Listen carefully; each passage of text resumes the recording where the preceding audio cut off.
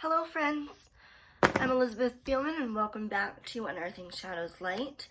I said in my last video that I wanted to touch upon an exercise for the solar plexus this time around. So one of the most easiest things that you can do, and something that I go back to if I need to make a decision or if I'm not understanding, if I'm getting in the way of the decision I'm trying to make, because we get in our own way, like, let's be serious. I stand up. I can't stand up at the moment, but you stand up and you put your hands over your solar plexus, which is right above your navel, and you close your eyes, take a deep breath, and you call in angels, guides, loved ones, or your higher self, or whatever serves you. And say you're trying to pick a birthday present out for somebody. I would put the birthday present here, or the thought of what I wanted to get them, in my mind, and say, is this for this person's highest and best? And if your body sways forward, it is an immediate yes. If it sways backwards, it's an immediate no. That is your body's way of telling you how to navigate. And I feel like the more tangible things that we can learn and understand when our intuition and our higher selves and our guides and our loved ones that have crossed over need to get a message across, we need to be trusting ourselves first and foremost. So one of the awesomest tangible things that you can do to understand, and you can literally feel your body sway in movement, is just asking. You can ask for yourself, is this decision for my highest and best? Close your eyes, body sways forward, yes. Backwards, it's a no. It will tell you. It will tell you if you are unsure. Another thing I wanted to touch upon is the self. And I say this with so much weight to it. What people say that, money and greed is like the most evil thing in this world. And okay, that's great. But it's the most evilest thing in the world if it comes along with people that are also ignorant. And there's a lot of ignorance that goes around. A lot, especially nowadays, and we have the internet at our fingertips, and we can just, a lot of times people don't even research. I mean, I'm guilty of it. I say something and then look it up later, and I'm like, shit, that was wrong.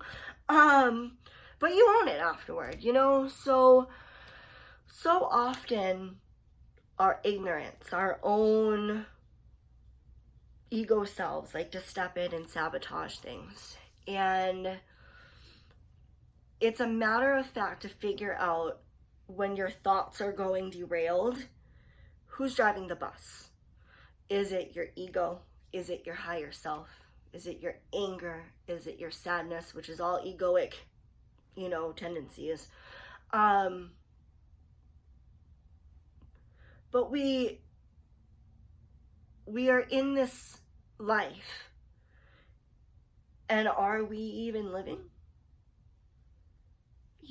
We go through the day-to-day basis, the hour-to-hour-to-hour-to-hour-to-day basis, and it's a lot that we don't even realize that we're allowing our emotions and situations that come into play be the driving force, thinking that we're the end all be all, right? But enlightenment and understanding comes from knowing that we're not the end all be all. There are so many things outside of ourselves. Universally, do you not trust in the universe? Do you not trust in miracles? And people that have been through a lot of traumas and pain, I understand if there is some hesitance to say that you believe or don't believe in that. But that's the reality of it. When we start thinking that we're it, that's the ignorance. Because we're not. And then we take it, and it's very self-centered that we sit there and we go inward, you know, and I'm this and me that, and this happened because this person did that to me and they did that and this. No. What happened was the person who upset you poked out a wound in you that was already there. It was already there, it already existed. Most often or not, it's a wound from childhood or way back in the day, but it was already there. So if they angered you, they poked it and they pointed out to you where you need to heal. And when we start being conscious of that and diving into the understanding that I am not their actions or reactions, I am not even my actions or reactions. My reaction to something is the only control that I have. And I'm touching my nose because a lot of times I tell the people that I work with, you have no control over this situation. Touching your nose is as far as the control goes. You can't control other people. You can only control how you react to it. So don't let your ignorance drive you. This is, we're in for a long ride, and are we choosing to live or just exist? Because the moment I started trying to live, things got a little bit better. And by living, I mean, you're being in the moment. The past already happened. The future is not here yet. All we have is now, the present. And it's called a present for a reason. Open it. You're here now. So that being said, I'm going to dive into a collective reading. This is, again, the Messenger Oracle by Raven Felon. Great, beautiful cards. Love them so much.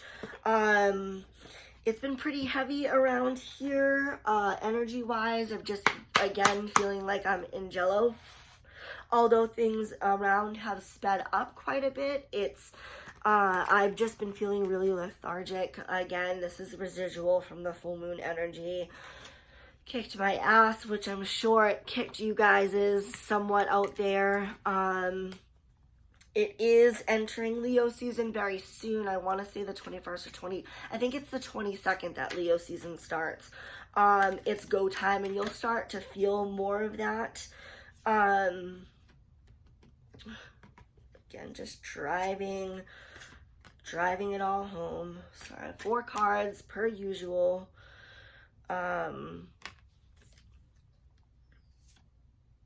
We're gonna go with 5 actually, because these cards are really sending a message home. Okay, so the first card that I have is Be Vigilant. Standing your ground, knowing what you have, trusting yourself, trusting the divine, instead of going ego and saying, oh no, that's not for me. Step out of your ego for a second and see what the universe has to provide you. Staying strong. This is a dragon guarding the tree of life, or the tree of knowledge. So it's staying vigilant in your own knowledge and understanding. Also, yellow is being surrounded. So the yellow here is surrounded by like the red and the orange. So that's root chakra, your fight or flight, your finances, sacral chakra, your creative, solar plexus, your personal power. So being vigilant in your personal power, staying on task. It's really hard. My ADD mind has been going crazy, so it's very hard. But even if you just do it with like a quick exercise of reminding yourself you're in this moment.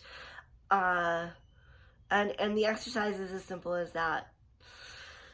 3 deep breaths in and out.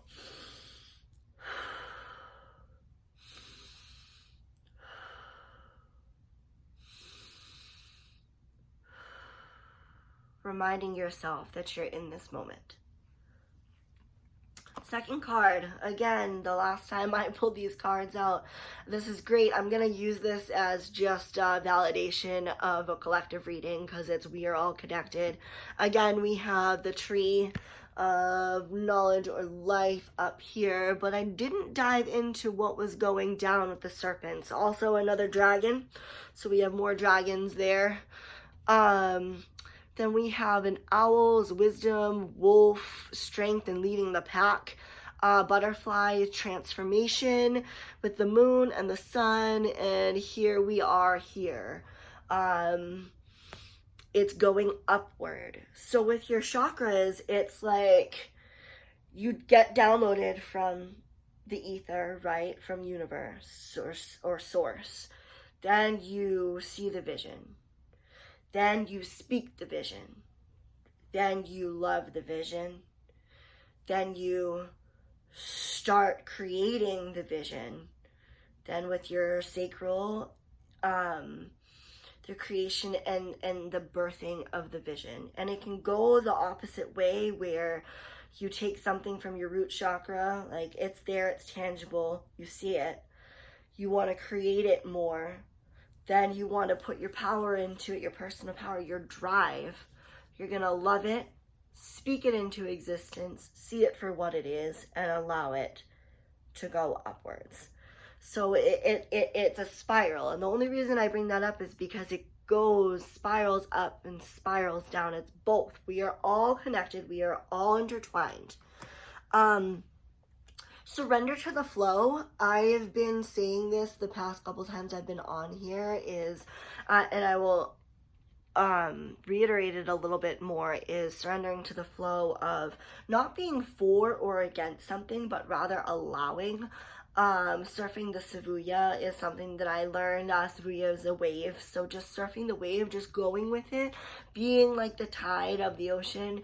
You can't stop that, it's gonna be, you just have to move with it. It's for, not being for or against, it's just allowing, it's surrendering to it. And it's a cute little ladybug on a leaf, so surrendering to the flow of the universe. And just, if things are going to come in and muck up your time, whether, in life in general, something comes in, whether it be a person, a place, or a thing that comes in to screw up your expectations, might be time to step back and understand that maybe this wasn't for your highest and best, what you initially wanted to do. But if you are able to surrender to whatever flow comes in, more often than not, it leads you to exactly where you need to be, and it's better.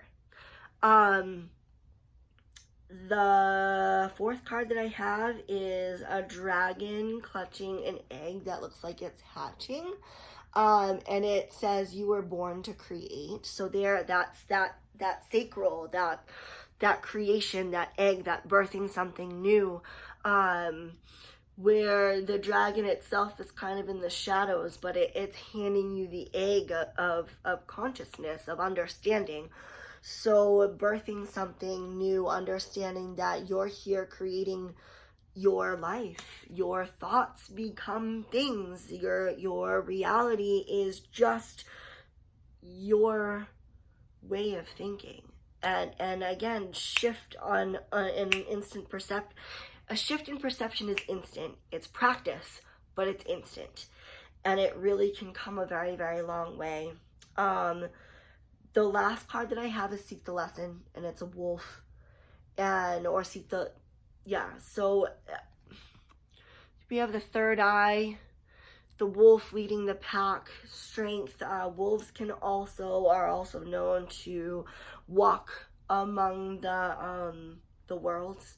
Foxes too, walking among worlds, so they can kind of go in and out of the ether as they sway. So very stable, very driving home to, instead saying, why me, poor me, say to yourself, okay, this happened because of this, whatever happened was showing me how to heal.